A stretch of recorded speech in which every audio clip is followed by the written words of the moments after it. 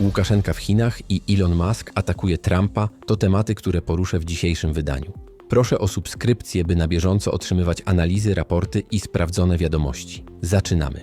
4 czerwca nastąpiło spotkanie w Pekinie. Przywódcy Białorusi i Chin, Aleksander Łukaszenka oraz Xi Jinping, potwierdzili kurs na umacnianie przyjaźni i współpracy między obydwoma krajami. Najważniejszym wydarzeniem była audiencja u przewodniczącego Chin, która po raz pierwszy odbyła się w rezydencji Xi Jinpinga w kompleksie Zhongnanhai. Sam fakt zaproszenia Aleksandra Łukaszenki do domu gospodarza podkreśla wyjątkową życzliwość i wzajemne zaufanie. Xi Jinping, witając gościa, powiedział, że biuro Aleksandra Łukaszenki znajduje się zaledwie kilka kroków dalej. Wyraził przy tym radość, że po raz pierwszy gości prezydenta Białorusi właśnie w swoim domu. Prezydent Białorusi z wdziękiem zaznaczył, że ceni życzliwość chińskiego kolegi i obiecał, że zaprosi Xi Jinpinga w przyszłości do swej rezydencji. Podkreślił także, że mimo iż jest w Chinach po raz 15 i współpraca trwa od 30 lat, sposób traktowania gości ciągle go zadziwia. Spotkanie w Zhongnanhai, opisane przez białoruską agencję informacyjną jako rodzinne, trwało 2,5 godziny. Po zakończeniu rozmów Aleksander Łukaszenka w krótkiej wypowiedzi dla dziennikarzy ocenił, że wszystko przebiegło jak najlepiej.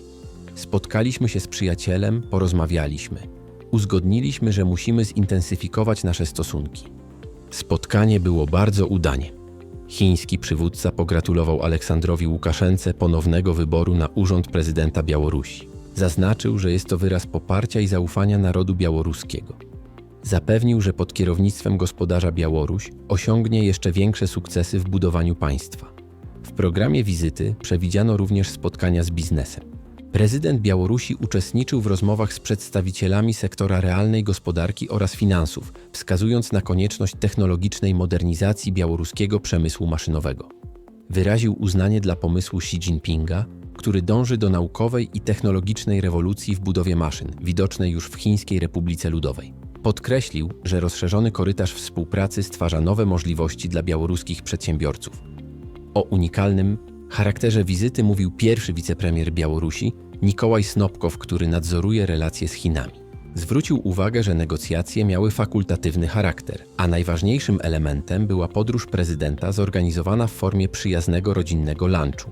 Podkreślił, że świat mógłby brać przykład z takiej przyjaźni i wzajemnego wsparcia, a przywódcy światowych potęg powinni spotykać się, by rozmawiać o wspólnej przyszłości swoich narodów. Ogólnie wizyta Aleksandra Łukaszenki w Pekinie potwierdziła gotowość do pogłębiania strategicznych i gospodarczych relacji między Białorusią a Chińską Republiką Ludową.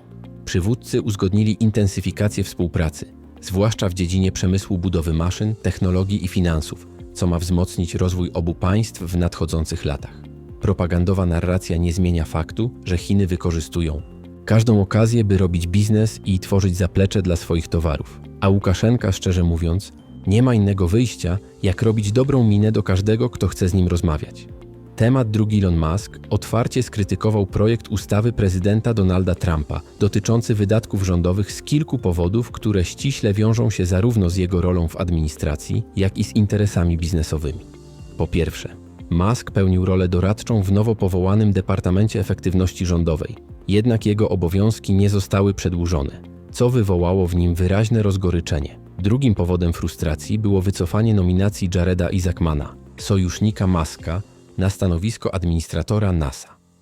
Isaacman miał zostać kluczową figurą w zacieśnianiu współpracy między NASA a prywatnymi firmami kosmicznymi, takimi jak SpaceX, należące do Muska. Jego odwołanie zostało odebrane przez Muska jako osobisty cios, ponieważ liczył on na wsparcie Isaacmana w promowaniu prywatnych inicjatyw kosmicznych. Jednocześnie Elon Musk obawiał się, że proponowane cięcia działają na niekorzyść producentów pojazdów elektrycznych, w tym Tesli. Projekt ustawy przewidywał bowiem m.in. usunięcie ulg podatkowych na zakup samochodów elektrycznych, które stanowią istotne wsparcie dla branży EV. W rezultacie planowane przepisy groziły ograniczeniem popytu na modele Tesli, szczególnie w segmencie tańszych aut, które do tej pory kwalifikowały się do ulgi w wysokości do $7500. Kolejnym punktem spornym była kwestia wykorzystania przez Federalną Administrację Lotnictwa systemu Starlink należącego do SpaceX. Musk domagał się, aby państwowy regulator zaczął korzystać z jego satelitarnego łącza w celu usprawnienia krajowego systemu kontroli ruchu lotniczego. Dzięki Starlink możliwe byłoby szybsze i bardziej niezawodne łącze między wieżami, kontroli lotów a samolotami, zwłaszcza nad obszarami o słabym pokryciu naziemnymi sieciami. Projekt ustawy jednak nie przewidywał żadnych regulacji umożliwiających integrację Starlinka, co Musk uznał za celowe zablokowanie tej inicjatywy. W dniu 3 czerwca 2025 roku Musk opublikował na platformie X ostry wpis, w którym nazwał projekt ustawy Trumpa obrzydliwą abominacją.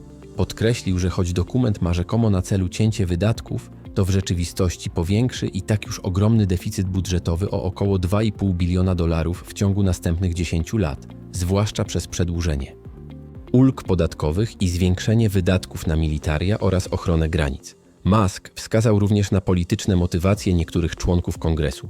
Ostrzegł, że każdy republikanin głosujący za ustawą powinien zostać odrzucony w wyborach w roku 2026. Zwrócił uwagę na fakt, że rząd albo nie rozumie, albo ignoruje długoterminowe konsekwencje rozrostu długu publicznego. W dalszej kolejności zagroził, że odsunie się na bok od roli doradcy rządowego, dopóki sprawa nie zostanie rozwiązana, co faktycznie nastąpiło pod koniec maja tego roku, gdy Musk formalnie zakończył udział w DOG.